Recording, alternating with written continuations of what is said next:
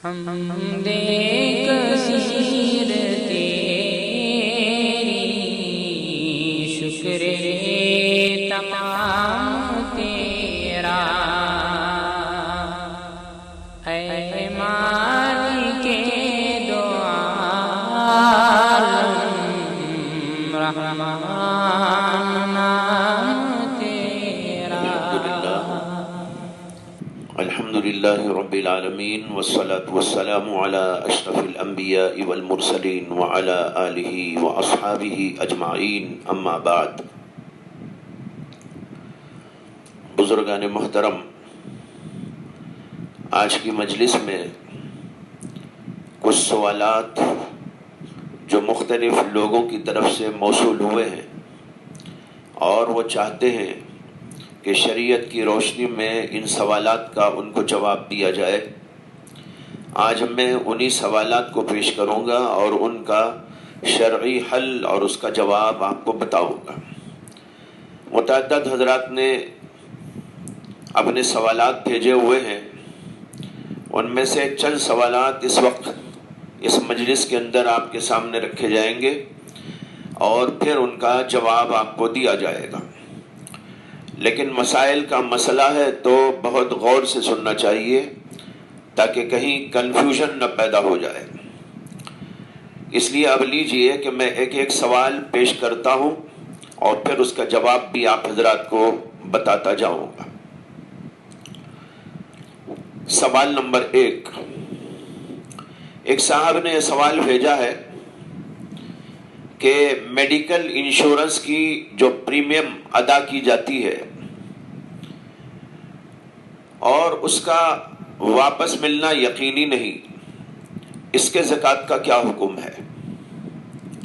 مطلب یہ ہے کہ جو رقم قسط وار ادا کی گئی میڈیکل انشورنس کے طور پر، تو اس جمع شدہ رقم پر زکوٰۃ عائد ہوگی کہ نہیں ہوگی؟ اس کا جواب یہ ہے کہ اس کے بارے میں نے زکوٰۃ کے بارے میں بیان میں کہہ دیا تھا، شاید ان صاحب نے غور سے اس کو نہیں سنا ہوگا، اس لیے پھر اس کو دہرایا ہے۔ میں نے بتایا تھا کہ انشورنس کی اس رقم پر جس کا واپس ملنا یقینی نہیں ہے، جیسے میڈیکل انشورنس یا دکان یا مکان کا انشورنس، اس کی زکوٰۃ نہیں آئے گی۔ ہاں، اگر کسی کو خوش قسمتی سے اس کی وہ رقم واپس مل گئی، جیسے کہتے ہیں کہ بعض وقت مل بھی جاتی ہے، تو ملنے کے بعد 1 سال تک اس کے پاس وہ رہے تو جیسے اور اپنے مال کی زکوٰۃ دے گا اسی طرح اس مال کی بھی زکوٰۃ دے گا۔ دوسرا سوال، ایک صاحب یہ سوال لکھتے ہیں کہ میں نے ایک دوست کو ان کی مجبوری میں 4 سال پہلے 1 لاکھ روپے قرض دیے تھے، لیکن وہ اب تک مجھے نہیں لوٹائے، اس کی زکوٰۃ مجھے دینا ہے یا نہیں؟ اور مجھے یہ بھی نہیں معلوم کہ وہ مجھے کب یہ رقم واپس کریں گے اور لوٹائیں گے۔ یہ سوال ہے۔ اس کا جواب یہ ہے کہ قرض میں دی ہوئی رقم پر زکوٰۃ آپ کو بہرحال دینا ہوگا۔ ہاں، البتہ اتنی اس کے اندر چھوٹ ہے کہ ابھی فوری طور پر دینے کی ضرورت نہیں، آپ پر ابھی دینا لازم و ضروری نہیں، بلکہ جب وصول ہو جائے، وہ صاحب آپ کو آپ کا قرضہ ادا کر دیں تو اس وقت آپ اس کو ادا کر سکتے ہیں، اور جب وصول ہو جائے تو گزشتہ بھی تمام سالوں کی زکوٰۃ آپ کو دینی ہوگی۔ مثلا یہ رقم آپ کو 5 سال کے بعد ملی تو آپ کو 5 گزشتہ سالوں کی زکوٰۃ بھی اس پر دینا ہوگا، اس لیے کہ قرض آپ کی ملکیت ہے اور آپ اس کے مالک ہیں، اس وجہ سے بہرحال آپ کو اس کی زکوٰۃ دینی لازم ہے۔ سوال نمبر 3، ایک سوال یہ آیا ہے کہ گزشتہ سال کی زکوٰۃ غلطی سے زیادہ دے دی تو کیا اس کو اگلے سال کی زکوٰۃ میں شمار کر سکتے ہیں؟ جواب اس کا یہ ہے کہ گزشتہ سال کی زکوٰۃ میں اگر غلطی سے زیادہ دے دیا تو اس کی اجازت ہے کہ اس رقم کو بعد کے سال میں شمار کر لے،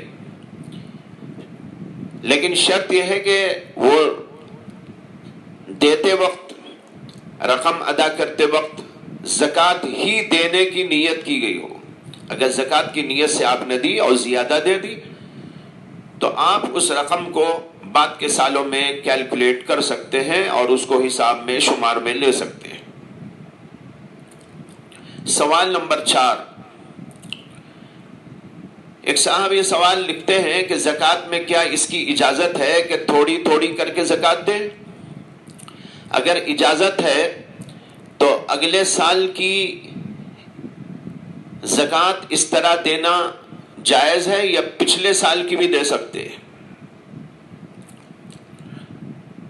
اس کا جواب بھی میں پہلے دے چکا ہوں کہ تھوڑی تھوڑی کر کے دینے کی اجازت ہے، لیکن جتنا جلد ہو سکے اتنا جلد ادا کر دینا چاہیے۔ خامخواہ بلا عذر یوں ہی ٹالتے رہنا یہ بات اچھی نہیں ہے۔ یہاں پر ایک بات یہ سمجھ لیں کہ فقہاء کے درمیان میں اس میں اختلاف ہے کہ زکوٰۃ علی الفور واجب ہے یا علی التراخی واجب ہے۔ علی الفور کا مطلب واجب ہوتے ہی ادا کر دینا ضروری ہے، یا تراخی کے ساتھ یعنی کچھ تاخیر سے ادا کرنے کی گنجائش ہے۔ یہ مسئلہ اختلافی ہے۔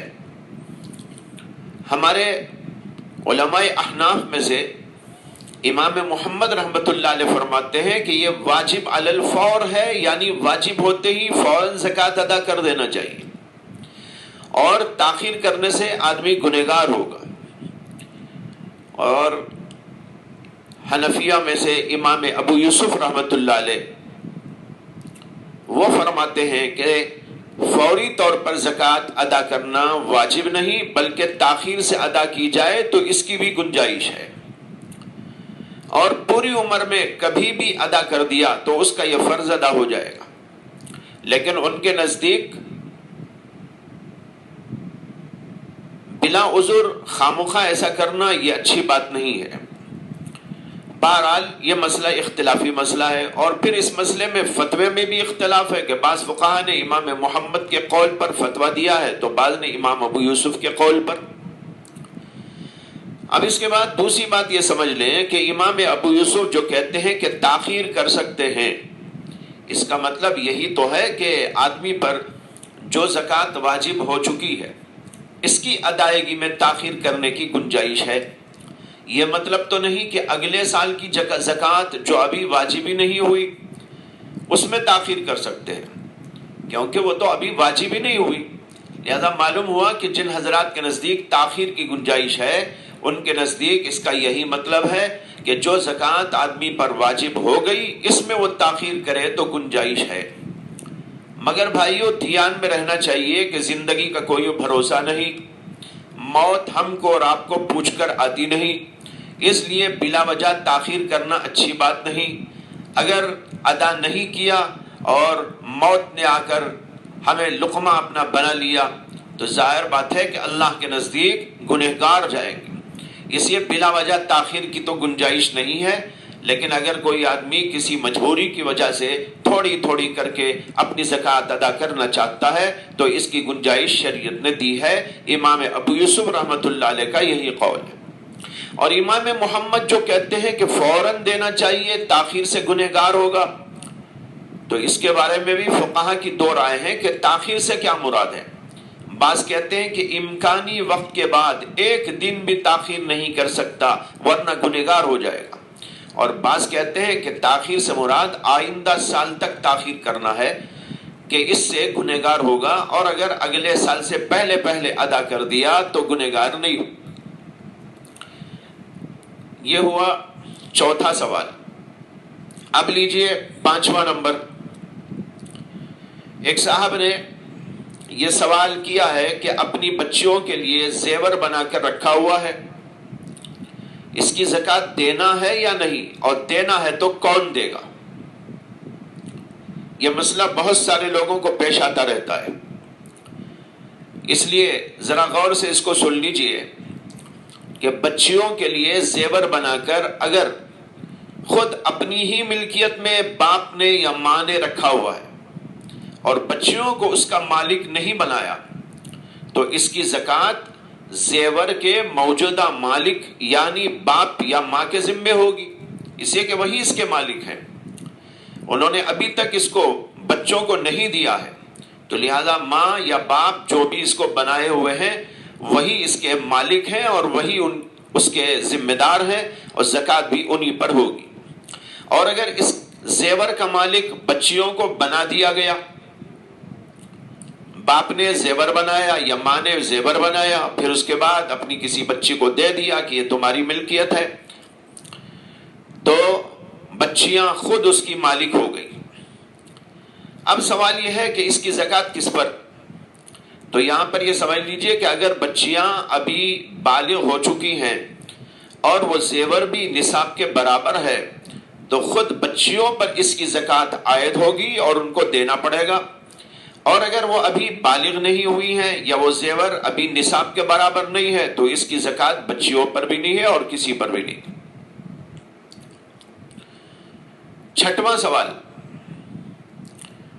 تجارت کی نیت سے ایک فلیٹ بنوانے کے لیے کنٹریکٹر کو میں نے رقم دی۔ ایک صاحب لکھتے ہیں کہ تجارت کی نیت سے ایک فلیٹ بنوانے کے لیے کنٹریکٹر کو رقم دی اور اس نے وعدہ کیا تھا کہ 1 سال میں بنا کر دے دوں گا، مگر اب 2 سال ہو گئے، مگر اس نے ابھی تک وہ فلیٹ مکمل نہیں کیا اور نہ حوالے کیا، تو اس کی زکوٰۃ کا کیا حکم ہے؟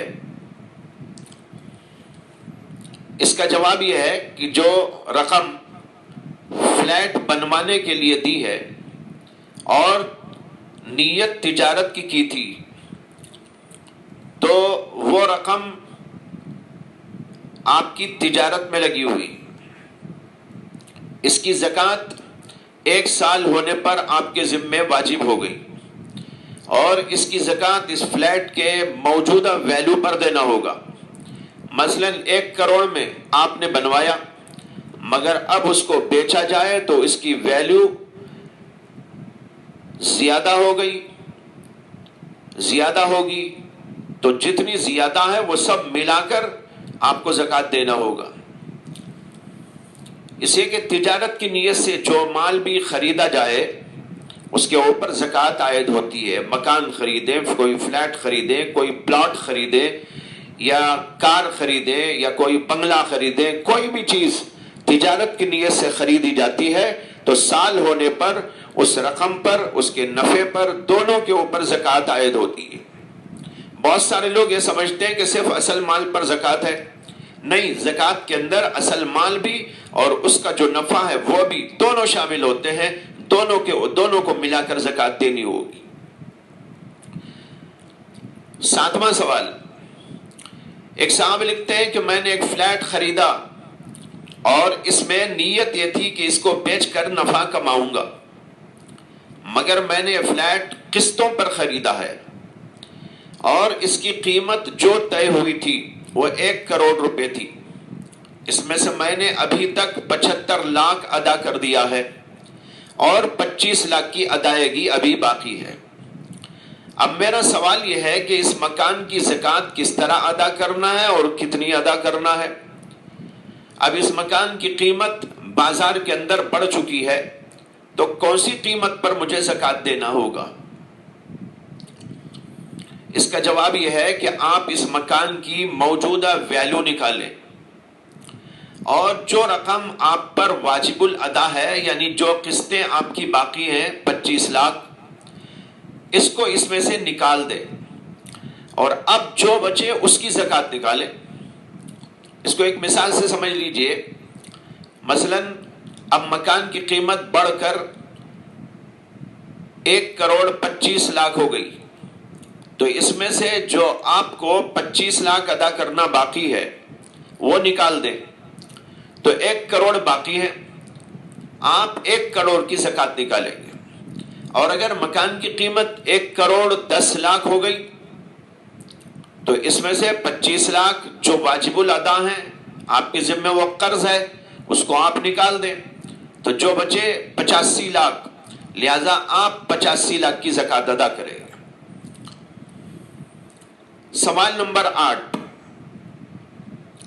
ایک صاحب فرماتے ہیں کہ ہمارے پاس سونے کا ایک زیور ہے جس میں دوسری دھاتوں کی ملاوٹ ہے، یعنی وہ خالص سونا نہیں ہے، تو اس کی زکوٰۃ کیسے ادا کرے، کتنی ادا کرے؟ صرف سونے کی ادا کرنا ہے یا جو دھات اس کے اندر مکس ہے، اس کی ملاوٹ اس کے اندر ہے، اس کی بھی ملا کر زکوٰۃ دینا ہے، یا کیا حکم ہے؟ جواب اس کا یہ ہے کہ ہاں، ایک بات سمجھ لیں کہ یہ دوسری دھاتوں کی ملاوٹ جو ہوتی ہے اس کی 2 صورتیں ہوتی ہیں۔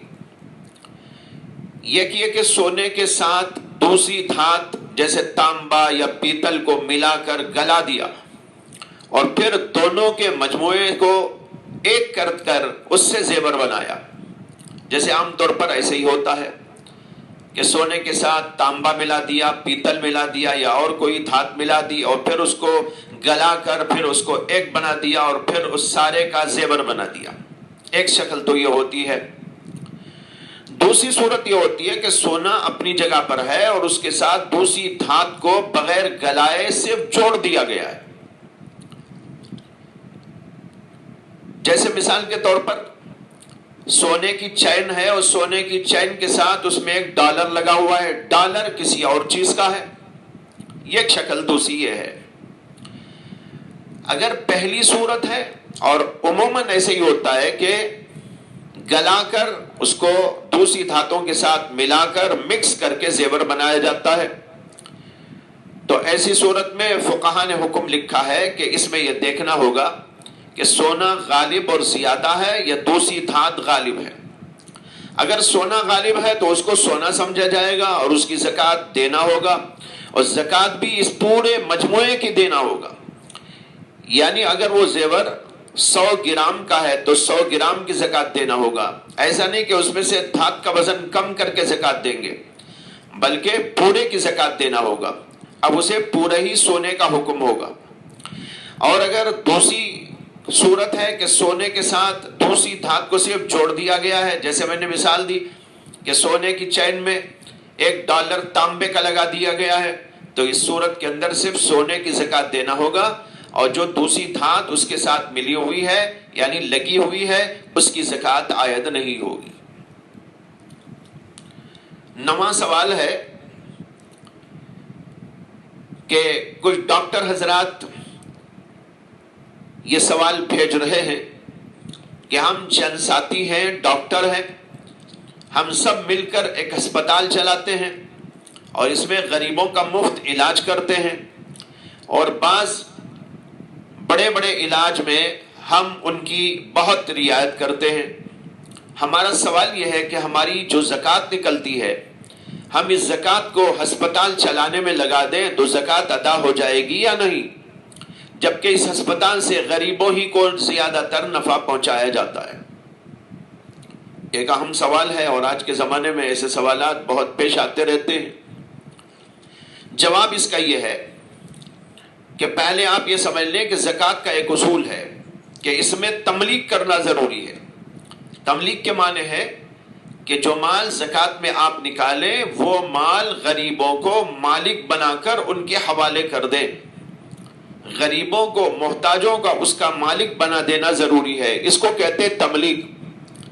اگر تملیک نہ ہوئی یعنی غریبوں کو اس کا مالک نہیں بنایا گیا، اگرچہ زکوٰۃ کو غریبوں ہی پر کسی بھی طرح خرچ کر دیا گیا تو اس سے زکوٰۃ ادا نہیں ہوتی۔ یہ بات اچھی طرح سمجھ لینا ہے، مالک بنا کر ان کو دینا لازم ہے، صرف غریبوں پر خرچ کر دینا کافی نہیں۔ لہذا ہسپتال چلانے میں خرچ کرنے سے چونکہ غریبوں کو مالک تو نہیں بنایا جاتا، وہ آپ ہی کی ملکیت میں رہتا ہے اور آپ ہی اس کو خرچ کرتے ہیں تو آپ ہی اس کے ذمہ دار ہیں، غریب کے ہاتھ میں وہ چیز نہیں لگی، غریب نے اس کو خرچ نہیں کیا، اس لیے زکوٰۃ ادا نہیں ہوگی۔ لیکن میں آپ کو ایک تدبیر بتاتا ہوں، ایک طریقہ بتاتا ہوں، اس کا ایک حل پیش کرتا ہوں، آپ حضرات اس کے اوپر غور کریں۔ آپ لوگ ایسا کر سکتے ہیں کہ زکوٰۃ کی رقم کا الگ فنڈ قائم کر کے ہسپتال میں رکھ دے اور ہسپتال میں اس کا ایک کاؤنٹر کھول دے۔ جو بھی غریب اور محتاج علاج کے لیے آتا ہے اس کو اس کاؤنٹر پر بھیج دے اور وہاں ایک وکالت نامہ اس کی طرف سے پر کرائے، جس میں یہ ہو کہ میں فلاں ہوں اور غریب اور محتاج ہوں، اور اپنے علاج کے لیے جو بھی اخراجات ہیں میں ان اخراجات کے سلسلے میں فلاں کو اپنا وکیل بناتا ہوں، لہذا وہ میری طرف سے رقم کو وصول کر کے میرا علاج کرا دے۔ اس قسم کا مضمون ایک فارم اس کا پر کرایا جائے، اور فلاں کی جگہ آپ جسے مناسب سمجھتے ہیں اس کا نام لکھ دیں، جیسے اپنے ہاں سے کسی ذمہ دار کو مقرر کر کے اس کا وکیل بنا دیں۔ اس طرح وہ غریب جب وکیل بنا دے گا آپ کو یا کسی اور کو، تو اب اس وکیل کو اجازت ہوگی کہ اس زکوٰۃ کی رقم سے اس غریب کا علاج کرا دے۔ اس طرح آپ کا مسئلہ حل ہو سکتا ہے۔ باقی یہ مسئلہ مزید غور و فکر کے ساتھ سمجھنے کا ہے، جو بالمشافہ کسی وقت میں ہو سکتا ہے۔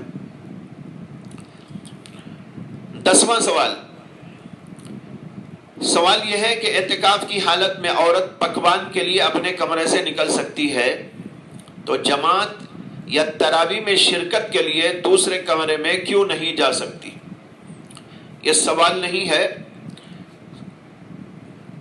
یہ سوال کا فلسفہ پوچھا گیا ہے، جواب کا فلسفہ پوچھا گیا ہے۔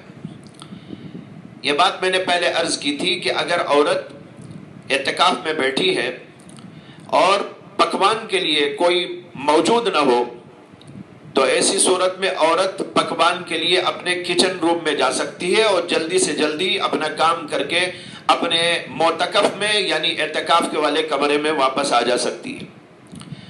ایک سوال یہ کیا گیا تھا کہ جماعت میں شریک ہونے کے لیے، یعنی ایک کمرے میں جماعت کر رہے ہیں مرد لوگ، وہاں شریک ہونے کے لیے یہ عورت اپنے معتکف سے نکل کر وہاں جا سکتی ہے یا نہیں، یا تراویح میں شریک ہونے کے لیے دوسرے کمرے میں جا سکتی ہے کہ نہیں؟ اس کا جواب دیا گیا تھا کہ نہیں جا سکتی۔ اس پر یہ سوال آیا ہے کہ عورت اگر پکوان کے لیے اپنے کمرے سے نکل سکتی ہے تو جماعت میں شریک ہونے یا تراویح میں شریک ہونے کے لیے کیوں نہیں جا سکتی؟ میں نے اعتکاف کے جو مسائل بیان کیے تھے اس کے اندر اس کی وضاحت کی تھی، غالباً غور نہیں کیا گیا اس لیے سوال کیا گیا ہے۔ یہاں پر یاد رکھیں کہ اعتکاف کرنے والے کو صرف 2 قسم کے کاموں کے لیے اپنے معتکف سے نکلنے کی اجازت ہوتی ہے۔ ایک شرعی ضرورت۔ شرعی ضرورت کیا؟ جیسے ایک مرد ایسی مسجد میں اعتکاف کے لیے بیٹھا ہے جہاں جمعہ نہیں ہوتا، اب جمعہ کا وقت ہوا تو وہ آدمی جمعہ کی نماز پڑھنے کے لیے اس مسجد سے نکل کر دوسری ایسی مسجد کو جا سکتا ہے جہاں جمعہ ہوتا ہے، یہ ہے شرعی ضرورت۔ اور دوسری ہے طبعی ضرورت، جیسے پیشاب پاخانے کے لیے جانا، اور عورت کو اگر پکوان کرنے کے لیے کوئی میسر نہ ہو تو اس کو اپنے معتکف سے نکل کر کھانا پکانے کے لیے جانا، یہ طبعی ضرورت۔ شرعی ضرورت اور طبعی ضرورت میں سے کوئی ضرورت نہ ہو تو بلا ضرورت عورت ہو یا مرد ہو کوئی بھی اپنے معتکف سے باہر نہیں نکل سکتا۔ تو جب آپ نے یہ سمجھ لیا تو اب مسئلہ سمجھیے کہ عورت پکوان کے لیے کیوں نکل سکتی ہے، اس لیے کہ وہ طبعی ضرورت ہے، جیسے کہ ابھی میں نے بتایا۔ اب سوال یہ ہے کہ جماعت میں شریک ہونے کے لیے یا تراویح میں شریک ہونے کے لیے کیوں نہیں نکل سکتی؟ تو اس کا جواب یہ ہے کہ عورت کے لیے تراویح پڑھنے، جماعت میں شریک ہونا یا عام نمازوں میں بھی جماعت میں شریک ہونا یہ اس پر شرعاً لازم ضروری نہیں ہے۔ مرد کے لیے تو جو ہے یہ جماعت 5 وقتہ یہ واجب ہے، لیکن عورتوں کے لیے واجب نہیں ہے. ان کو تو اپنے گھروں میں اپنے کوٹریوں میں پڑھنے کا حکم دیا گیا ہے، لہذا جب شرعاً ضروری نہیں تو ان کو اس کے لیے نکلنا ضروری نہیں، اس کے لیے نکلنے کی اجازت نہیں، اس لیے کہا گیا تھا کہ وہ اپنے معتکف سے نہیں نکل سکتی. ہاں اگر عورت اعتکاف والے کمرے ہی میں بیٹھے بیٹھے دوسرے کمرے میں ہونے والی جماعت کی اقتدا کر لے تو اس کی گنجائش ہے، بازو ہی کمرہ ہو یا کچھ فاصلے سے ہو، لیکن بہرحال بیچ میں کوئی ایسا بڑا راستہ موجود نہیں ہے تو اس کے اندر کوئی حرج کی بات نہیں ہے. ایسی صورت کے اندر عورت اپنے کمرے میں بیٹھ کر دوسرے کمرے والے مردوں کی اقتدا کر سکتی ہے. یہ چند مسائل آج آپ کے سامنے پیش کیے گئے ہیں. سوالات تو اور بھی بہت سارے رکھے ہوئے ہیں. اس وقت آپ کے سامنے 10 سوالات کا جواب دیا گیا ہے، باقی انشاءاللہ پھر دیکھا جائے گا. وآخر دعوانا ان الحمد للہ رب العالمین.